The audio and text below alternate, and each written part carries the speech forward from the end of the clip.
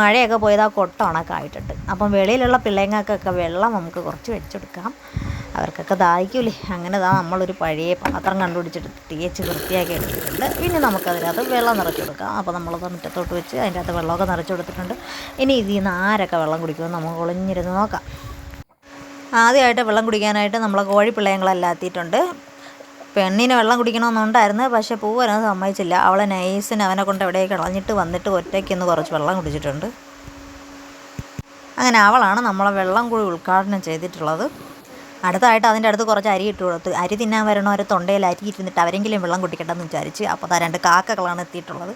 അവരെങ്ങനെ അണ്ണാക്കിൽ അരി ഇരുന്നപ്പോൾ കുറച്ച് വെള്ളം കുടിച്ച്, അതിൻ്റെ ഇടയിൽ കൂടെ ജാക്കിക്കുട്ടനെ വന്ന് കുറച്ച് വെള്ളമൊക്കെ കുടിച്ചിട്ടുണ്ട്. അപ്പോൾ കാക്കകൾ അരി തിന്നും, വെള്ളം കുടിക്കും. അങ്ങനെ അതിൻ്റെ ഇടയിൽ കൂടെ നമ്മളെ പൂവും കോഴിയും കൂടെ വന്നിട്ടുണ്ട് വെള്ളം കുടിക്കാൻ. അവൻ കാക്കകളെ ഒട്ടിച്ച് കളഞ്ഞിട്ട് അവനും കുറച്ച് വെള്ളം കുടിച്ചിട്ടുണ്ട്. സ്പെഷ്യലായിട്ട് ഇപ്പോൾ കാക്കകൾ മാത്രമേ വന്നിട്ടുള്ളൂ. പിന്നെ അതാണ്ട നമ്മളെ റൗഡി, അവൻ വായൊക്കെ കിടക്കണോ, ഇവിടുത്തെ വെള്ളം കുടിച്ചിട്ട് വേണം ഇവിടുത്തെ കൊച്ചുങ്ങളെ എടുത്തിട്ട് അടിക്കാൻ. അവനും കുടിച്ചിട്ടുണ്ട്.